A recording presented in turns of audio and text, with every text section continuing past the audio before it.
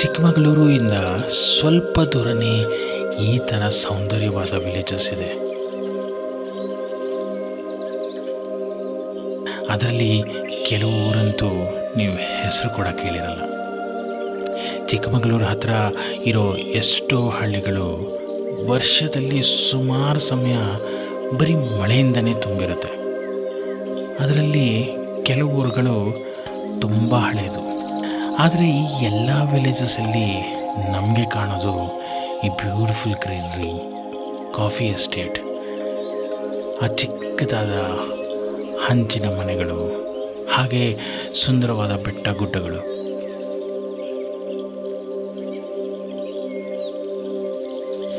ಇದೇ ಥರ ಒಂದು ಹಳ್ಳಿ ಚಿಕ್ಕಮಗಳೂರಿಂದ ಬರೀ 20 ಕಿಲೋಮೀಟರ್ ದೂರದಲ್ಲಿದೆ. ಇದರ ಹೆಸರೇ ಮಲಂದೂರು.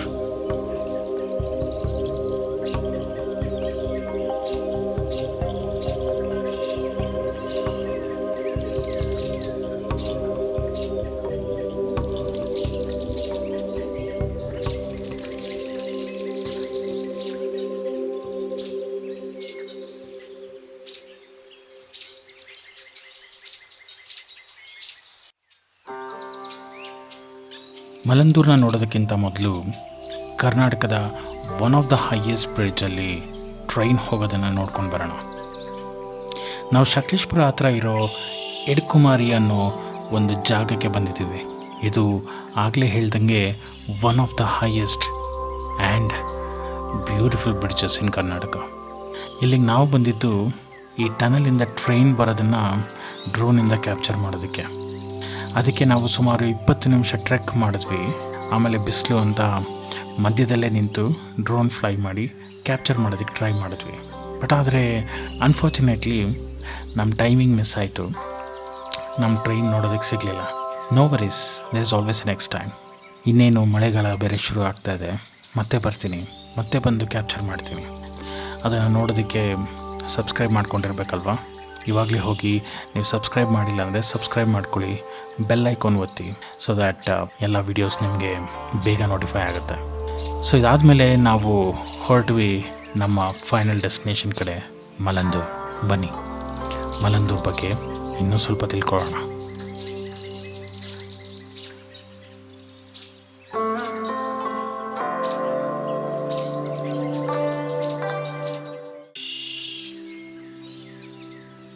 ಮಲಂದೂರಿಗೆ ಇದು ನಾನು 2ನೇ ಸಲ ಬರ್ತಾ ಇರೋದು. ಮೊದಲನೇ ಸಲ ನಾನು ಸೋಲೋ ಬೈಕ್ ರೈಡ್ ಮಾಡ್ಕೊಂಡು ಬಂದಿದ್ದೆ. ಆವಾಗಲೇ ಅಂದ್ಕೊಂಡಿದ್ದೆ ಪ್ರತಿ ವರ್ಷ ಬರ್ತೀನಿ ಅಂತ. ಆದರೆ ಆಲ್ಮೋಸ್ಟ್ 4 ವರ್ಷ ಆದಮೇಲೆ ಬರ್ತಾಯಿದ್ದೀನಿ.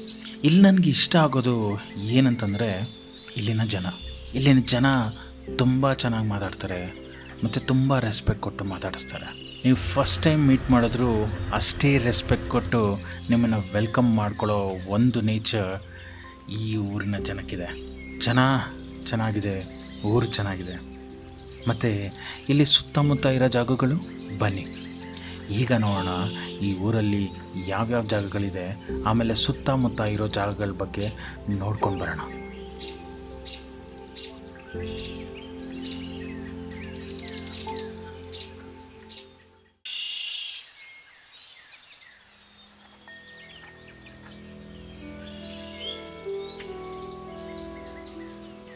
ನನಗೆ ಈ ಊರಿಗೆ ಬಂದಾಗ ಮೊದಲು ಮಲಲೂರಮ್ಮ ದೇವಸ್ಥಾನಕ್ಕೆ ಬರ್ತೀನಿ. ಇಲ್ಲಿನ ದೇವಸ್ಥಾನದಲ್ಲಿ ಏನೋ ಒಂಥರ ಕಾಮ್ನೆಸ್ ಇದೆ. ಹಾಗೆ ಇಲ್ಲಿ ದೇವಸ್ಥಾನದ ಬಗ್ಗೆ ಕೂಡ ಒಂದು ಕತೆ ಇದೆ. ಮಲಲೂರಮ್ಮ ದೇವರು ಈ ಮಲಂದೂರಿಗೆ ಮೊದಲನೇ ಸರಿ ಬಂದಾಗ ಈ ಜಾಗ ನೋಡಿದ ತಕ್ಷಣ ಅವ್ರಿಗೆ ತುಂಬ ಇಷ್ಟ ಆಯ್ತಂತೆ. ಅದಕ್ಕೆ ಅವರ ಭಕ್ತ ಅಂಬಾಲೆ ಶಾಸ್ತ್ರಿ ಅವರಿಗೆ ಇಲ್ಲಿ ತನ್ನ ದೇವಸ್ಥಾನನ ಕಟ್ಟೋಕ್ಕೆ ಒಂದು ಸಲಹೆ ಕೊಡ್ತಾರಂತೆ. ಆಗ ಸೃಷ್ಟಿಯಾಗೋದು ಈ ದೇವಸ್ಥಾನ. ಪ್ರತಿ ವರ್ಷ ಇಲ್ಲಿ ಒಂದು ಉತ್ಸವ ನಡೆಯುತ್ತೆ, ತುಂಬ ಜೋರಾಗಿ ನಡೆಯುತ್ತೆ. ಅಲ್ಲಿಗೆ ಸಾವಿರಾರು ಜನ ಬಂದು ಇಲ್ಲಿ ಪೂಜೆ ಮಾಡ್ತಾರಂತೆ. ಮಲೆನಾಡಿನ ಜನರು ಈ ದೇವ್ರನ್ನ ತುಂಬ ನಂಬ್ತಾರೆ, ಹಾಗೆ ಪೂಜಿಸ್ತಾರೆ. ಮಲಂದೂರು ಒಂದು ಬ್ಯೂಟಿಫುಲ್ ಜಾಗ ಮಾತ್ರ ಅಲ್ಲ, ಇದೊಂದು ಪವಿತ್ರ ಸ್ಥಳ ಕೂಡ.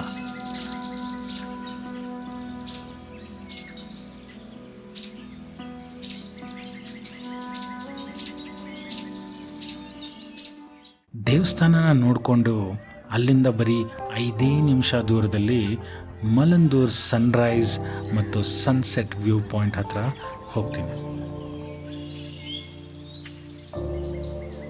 ಈ ಜಾಗ ಅಂತೂ ಒಂದು ಸ್ಪೆಕ್ಟ್ಯಾಕ್ಯುಲರ್ ವ್ಯೂ ಪಾಯಿಂಟ್. ಇಲ್ಲಿ ಎಷ್ಟೋ ಕನ್ನಡ ಮೂವಿ ಶೂಟ್ ಮಾಡಿದ್ದಾರೆ. ಇಲ್ಲಿ ಕೂತ್ಕೊಂಡು ವ್ಯೂ ಪಾಯಿಂಟ್ನ ನೋಡ್ತಾ ಇದ್ದರೆ ಪ್ರತಿ ನಿಮಿಷ ಒಂದು ಹೊಸ ಲ್ಯಾಂಡ್ಸ್ಕೇಪ್ ಪೇಂಟಿಂಗ್ ಮಾಡಿದಾಗಿರುತ್ತೆ.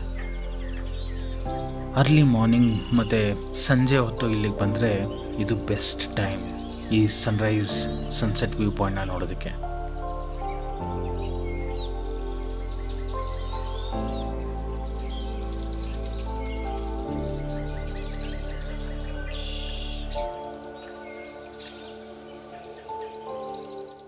ಸೊ ಮಲಂದೂರ್ ವ್ಯೂ ಪಾಯಿಂಟ್ನ ನೋಡಿಕೊಂಡು ಒಂದು ಲೇಕ್ ಹತ್ರ ಹೋಗೋಣ. ಮಲಂದೂರಿಂದ ಈ ಲೇಕ್ಗೆ ಬರೀ 34 ನಿಮಿಷ ಆಗುತ್ತೆ. ಇದು ಅರೌಂಡ್ 14 ಕಿಲೋಮೀಟರ್ ದೂರ ಇದೆ.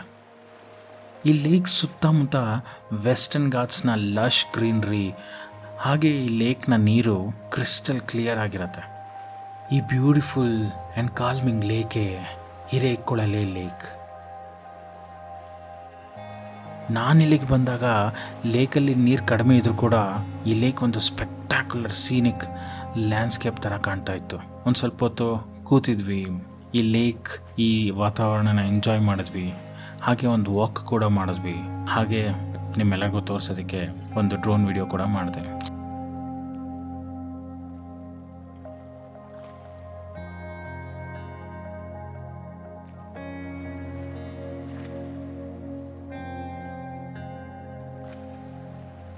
ಈ ಲೇಕ್ ನೋಡಿಕೊಂಡು ಮತ್ತೆ ವಾಪಸ್ ಮಲಂದೂರ್ಗೆ ಹೋದ್ವಿ.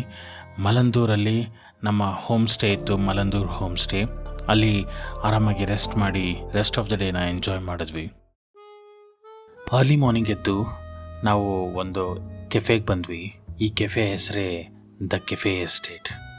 ಈ ಕೆಫೆ ತುಂಬ ಬ್ಯೂಟಿಫುಲ್ ಆಗಿದೆ, ಯಾಕೆಂದರೆ ಇದೊಂದು ಲಶ್ ಗ್ರೀನ್ರಿ ಮತ್ತು ಒಂದು ಕಾಫಿ ಎಸ್ಟೇಟ್ ಮಧ್ಯದಲ್ಲಿ ಮಾಡಿರೋವಂಥ ಒಂದು ಕೆಫೆ. ತುಂಬ ಬ್ಯೂಟಿಫುಲ್ಲಾಗಿ ಮಾಡಿದ್ದಾರೆ. ನನಗಂತೂ ಹೋಗ್ತಿದ್ದಂಗೆ ತುಂಬ ಇಷ್ಟ ಆಯಿತು. ಹಾಗೆ ಇಲ್ಲಿ ಕಾಫಿ ಕೂಡ ತುಂಬ ಚೆನ್ನಾಗಿರುತ್ತೆ. ಬಟ್ ನಾವು ಸ್ನ್ಯಾಕ್ಸ್ ತೊಗೊಳ್ಳಿಲ್ಲ, ಬಟ್ ಸ್ನ್ಯಾಕ್ಸ್ ಕೂಡ ಸಿಗುತ್ತೆ ಇಲ್ಲಿ.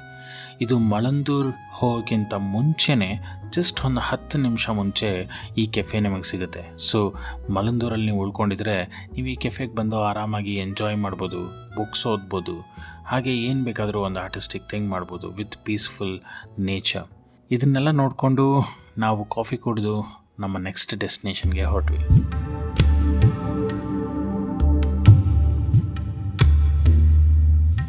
ಕೆಲವೊಂದು ಜಾಗದ ಬಗ್ಗೆ ಹೇಳೋದಕ್ಕಿಂತ ನೋಡೋಕ್ಕೆ ಚಂದ ಅಂಥ ಒಂದು ಜಾಗ ಕವಿಕಲ್ ಮಠ ವ್ಯೂ ಪಾಯಿಂಟ್ ಅಂತ.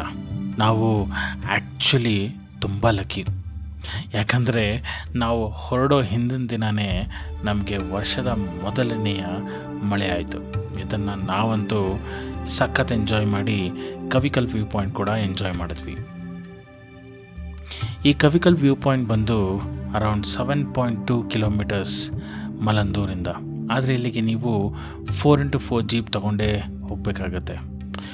ಒಂದು ಸಲ ಬೆಟ್ಟದ ಮೇಲೆ ಬಂದರೆ ಇಲ್ಲಿ ಮೊದಲು ನೋಡೋದೇ ಮೋಡಗಳು ಹೀಗೆ ತೇಲಾಡ್ತಾ ಇರುತ್ತೆ. ಇದನ್ನು ನೋಡೋದೇ ಚಂದ. ಎಷ್ಟು ಪ್ಯೂರ್ ಆಕ್ಸಿಜನ್, ಒಂದು ನೇಚರ್, ಈ ವ್ಯೂ ಪಾಯಿಂಟ್, ಇದೆಲ್ಲ ಸಿಕ್ಕಾಬಟ್ಟೆ ಚಂದ ಆಯಿತು. ಹಾಗೆ ನಿಮ್ಮೆಲ್ಲರಿಗೂ ಈ ಪರ್ಟಿಕ್ಯುಲರ್ ವ್ಲಾಗ್ ಅಥವಾ ಸಿನಿಮ್ಯಾಟಿಕ್ ವಿಡಿಯೋ ನಿಮ್ಗೆ ಇಷ್ಟ ಆಯಿತು ಅನಿಸುತ್ತೆ. ಇದು ಒಂದು cinematic as well as informative vlog. So ನೀವು ಈಗ ಮಾಡಬೇಕಾಗಿರೋದು ಏನಂತಂದರೆ ಈ ವಿಡಿಯೋನ ಆದಷ್ಟು ಜನಕ್ಕೆ, ನಿಮ್ಮ ಫ್ಯಾಮಿಲಿ, ಫ್ರೆಂಡ್ಸ್ ಯಾರ್ಯಾರಿದ್ದಾರೋ ಎಲ್ಲರಿಗೂ ಶೇರ್ ಮಾಡಿ. ಅವರು ನೋಡಲಿ, ಅವರು ಎಂಜಾಯ್ ಮಾಡ್ತಾರೆ. ಎಂಜಾಯ್ ಮಾಡೋದಕ್ಕಿಂತ ಮುಂಚೆ ಅವರು ಈ ಪರ್ಟಿಕ್ಯುಲರ್ ಜಾಗನ ಎಲ್ಲಿದ್ದಾರೋ ಅಲ್ಲೇ ಕೂತ್ಕೊಂಡು ಫೀಲ್ ಮಾಡ್ಬೋದು.